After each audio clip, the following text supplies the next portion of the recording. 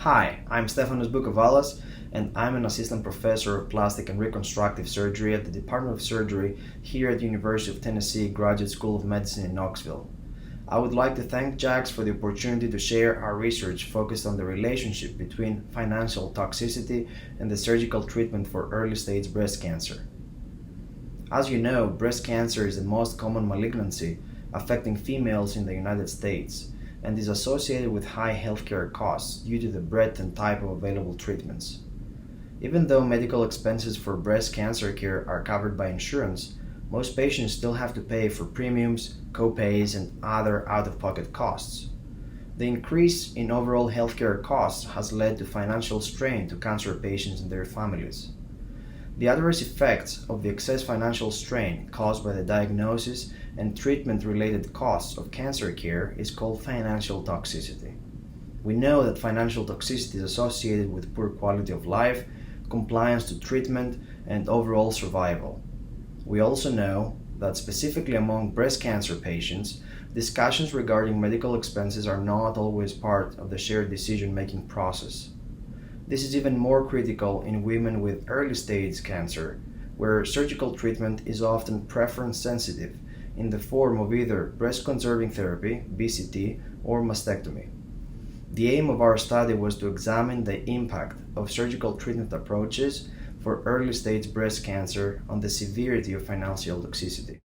We designed a single-institution study of females with stage 0, 1, and 2 breast cancer undergoing BCT or unilateral mastectomy between January of 2018 and June of 2019 at MD Anderson Cancer Center.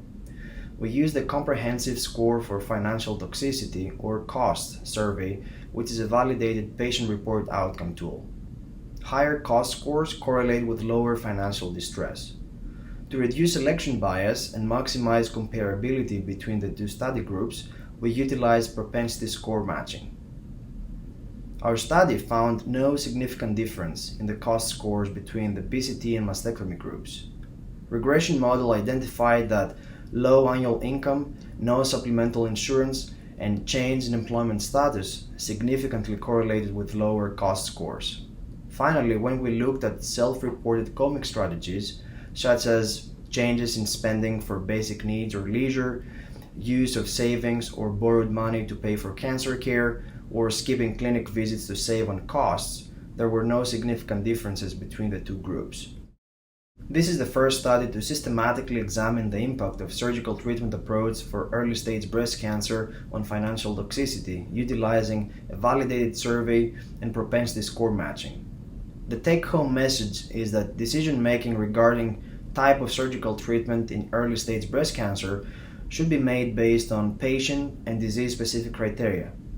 At the same time, it is important to recognize that there is a significant number of patients that experience high financial burden, regardless of type of surgical treatment. Understanding the financial pressures that patients feel during the process of diagnosis and treatment of breast cancer will allow us find ways to help them tailor their decisions and optimize their care. Especially for early-stage disease, patients have to decide on mastectomy versus lumpectomy with radiation, breast reconstruction, chemotherapy, hormonal therapy, and I feel this process can often become very overwhelming. It is important to identify early on these patients that are in higher risk to experience worse financial distress and advocate for this patient population. Our role is to incorporate transparent counseling on treatment-related financial burden and utilize available resources such as coordinating treatments or providing access to medical assistance programs. We hope that our study will raise awareness and potentially stimulate changes at an institutional or policy-making level to decrease financial burden associated with cancer care, improve quality of life, and promote patient-centered care.